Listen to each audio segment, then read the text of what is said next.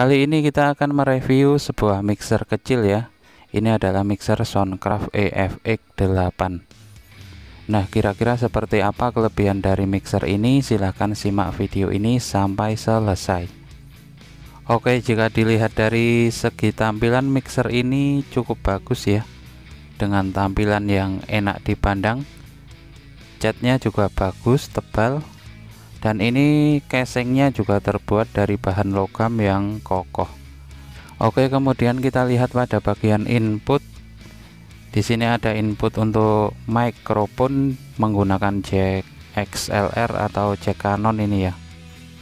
Kemudian ini input line, bisa digunakan untuk alat musik elektronik. Dan di sini juga sudah ada inset ya. Jadi tiap channel bisa di-inset dengan equalizer, efek ataupun kompresor. Jadi cukup lengkap ini. Kemudian pada bagian tone di sini sudah semi parametrik ya. Jadi pada bagian middle kita sudah bisa mengatur frekuensi mana yang mau di pause atau di cut. Jadi untuk kelas mixer dengan harga yang cukup murah ini sudah cukup lumayan ya. Kemudian AUX-nya di sini cuma satu ya, karena mixer ini memang bukan ditujukan untuk keperluan profesional. Jadi untuk keperluan kecil saja ini juga sudah cukup. Nah, kemudian di sini juga sudah ada tombol PFL ya.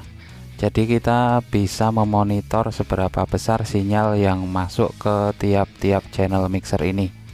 Jadi cukup memudahkan. Kemudian di sini juga sudah ada tombol mute ya. Jadi jika kita ingin mematikan channel mixer, kita cukup menekan tombol ini saja. Jadi sudah cukup lengkap. Kemudian pada mixer ini juga sudah dilengkapi dengan tombol phantom power ya. Jadi tombol ini berguna ketika kita menggunakan mikrofon kondensor. Karena mikrofon kondensor untuk bekerja butuh tegangan. Jadi berbeda dengan mikrofon dinamik. Nah, kemudian pada mixer ini juga sudah dilengkapi dengan soket untuk recording ini ya. Jadi bisa digunakan ke alat perekam. Jadi cukup lengkap. Kemudian mixer ini juga sudah dilengkapi dengan efek internal ini ya. Jadi jika digunakan untuk kebutuhan kecil saja, maka ini sudah cukup. Efeknya juga sudah cukup bagus. Kemudian ini fader master ya. Fader masternya di sini ada dua, untuk output L dan output R.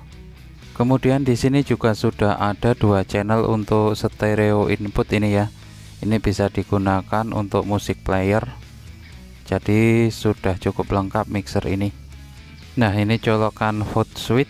Ini biasanya digunakan untuk mengontrol efek ini ya, efek internal mixer. Kemudian pada mixer ini tidak dilengkapi dengan equalizer ya pada bagian output atau masternya. Tetapi saya rasa itu tidak penting ya, karena biasanya equalizernya juga cuma 5 band atau berapa, dan itu pun jarang digunakan karena nanggung.